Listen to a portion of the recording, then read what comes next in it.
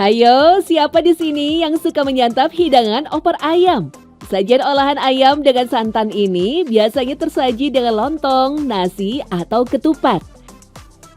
Dimasak khusus untuk dimakan di hari-hari spesial seperti Hari Raya Lebaran. Tak banyak orang tahu jika opor ayam tercipta dari hasil akulturasi dua budaya kuliner yang berbeda, yaitu Arab dan India. Saking kreatifnya orang Indonesia, dua budaya tersebut disatukan hingga terciptalah sajian opor ayam dan menggugah selera. Alhasil, nggak komplit deh merayakan hari raya tanpa opor ayamnya. Opor ayam ya, soalnya kan kalau nggak ada opor ayam tuh kayak kurang gitu rasanya. Jadi kayak udah identik banget sama yang namanya lebaran. Enak juga kan? Opor ayam, karena opor ayam itu ya enak kan, terus juga itu adalah tradisi di Indonesia pastinya, jadi ya harus sedia gitu. Banyak cerita dari sana sini gitu bahwa opor itu ada yang bilang dari India, ada yang bilang dari pengaruh akulturasi Arab, lalu satu lagi juga dari Tionghoa gitu. Karena kan kalau India dia punya kari, lalu Arab punya gulai gitu kan, dan mereka tuh masakan kari dan gulai itu masuk pada saat di daerah pesisir sebenarnya, dan mereka membawa menyebarkan agama Islam juga. Menurut data sejarah, budaya memasak kari dan gulai pertama kali masuk di bawah pedagang India dan Arab, berbarengan dengan periode awal berkembangnya Islam di Nusantara, tepatnya di daerah pesisir Sumatera, Malaka, sampai ke Jawa. Karena itulah opor ayam menjadi masakan yang banyak dinikmati orang Melayu dan orang Jawa. Konon, sajian opor awalnya terinspirasi dari kerajaan Mughal India yang disebut dengan korma. Korma sebenarnya bukan jenis masakan, melainkan sebutan untuk teknik memasak yang menggunakan susu. Melimpahnya kelapa di Nusantara lalu dibuat santan untuk menggantikan susu. Nah kalau Tionghoa itu memang kita kan tahu ada lontong cap gomeh kan, jadi itu opornya lebih yang berwarna putih gitu. Sedangkan opor juga ada yang warnanya lebih kuning karena dia pakai kunyit gitu. Itu kita percayanya kayaknya itu ada pengaruhnya dari India atau Arab. Dan satu lagi bumbu opor itu dia pakai jinten gitu. Nah jinten itu pengaruhnya dari tradisi di India.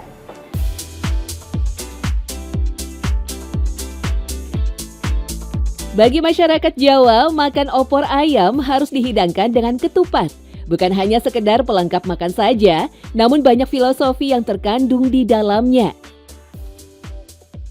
Biasanya opor ayam dan ketupat disantap bersama keluarga selepas melaksanakan sholat Idul Fitri, sebagai bentuk rasa syukur dan sukacita.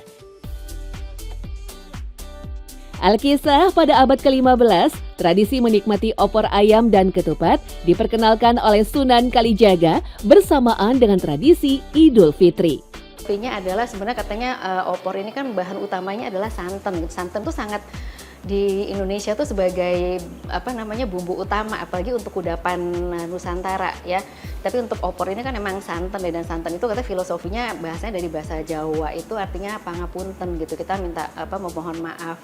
Sedangkan ketupat kan juga tradisi pada saat Lebaran tuh ada makna saling memaafkan, berkumpul, silaturahmi ya. Jadi maknanya lebih saling memaafkan lah. Jadi ada dengan adanya ketupat dan opor ini saling melengkapi. Jenis opor berbagai macam tergantung dari daerah mana asalnya. Salah satu yang melegenda adalah opor gosong atau opor sunggingan dari Kudus. Jenis opor ini memang berbeda dengan opor kebanyakan, di mana setelah dibumbui dan dimasak, seekor ayam kampung muda dipanggang utuh-utuh, tidak dipotong-potong. Aroma daging ayam yang dibakar memberikan sensasi nikmat dari sajian opor yang menjadi kesukaan Sunan Kudus ini. Satu ekor ayam, kalau opor kan dipotong-potong nih. Kalau opor sunggingan satu ekor ayam, lalu dia dibumbuin dengan bawang putih, dengan kemiri gitu ya, terus dilumurin, lalu dimasuk dengan santan juga, dimasukkan, direbus di dalam kuali. Nah setelah pada akhir proses dia bikin opor, ayamnya ini diangkat lalu dibakar. Itu yang membedakan.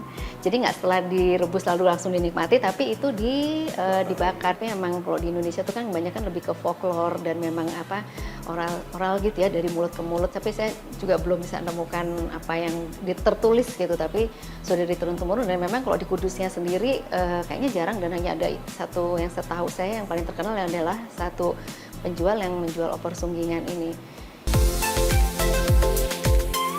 Menu opor sunggingan kerap kali dijadikan sebagai suguhan utama pada acara-acara besar keagamaan di Kompleks Masjid Menara Kudus. Misalnya saja ketika dilangsungkan tradisi penyucian benda-benda pusaka warisan dari Sunan Kudus setiap setahun sekali. Selepas acara, undangan yang hadir akan disuguhi sajian nasi opor sunggingan yang menjadi menu utamanya. Sedap! Pesan-pesan yang disampaikan beliau kan sekarang menggugah ya, istilahnya memancing atau memotivasi mereka-mereka untuk bangkit dalam mengamalkan Islam, tidak hanya dalam ranah ibadah mahdoh, tapi dalam ranah ibadah muamalah kan. Jadi deh nilai pesan ya, sebuah misi ya dari para wali songo yang mempunyai makna yang sangat dalam. Tinggal bagaimana kecerdasan kita memberikan respon ya, distimuli wali songo sebagai medium dakwahnya seperti itu. Di sini kita merasa kagum ya pendekatan dakwah dengan kuliner dengan penuh kearifan lokal.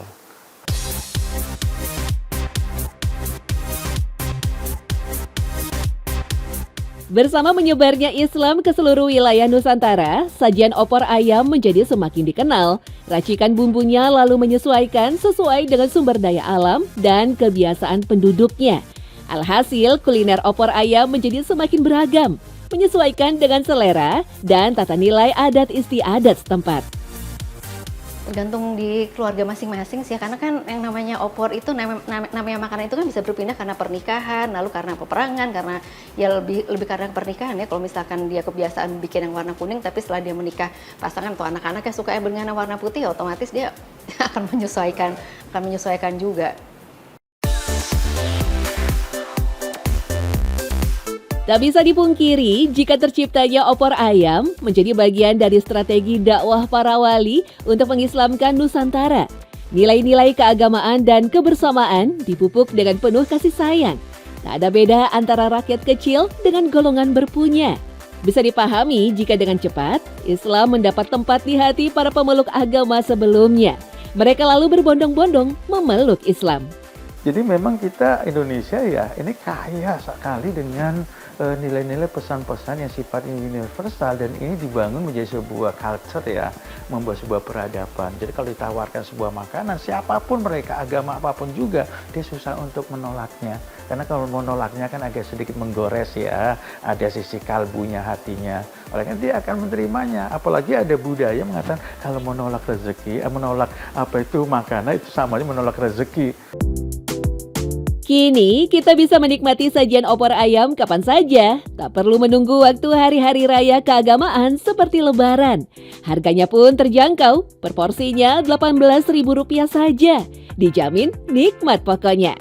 Kayaknya sih Bang, kalau Lebaran itu banyak, sampai 15 potong ayam itu bisa habis. Kan kalau hari biasa itu 8, 7 paling baru habis gitu kan.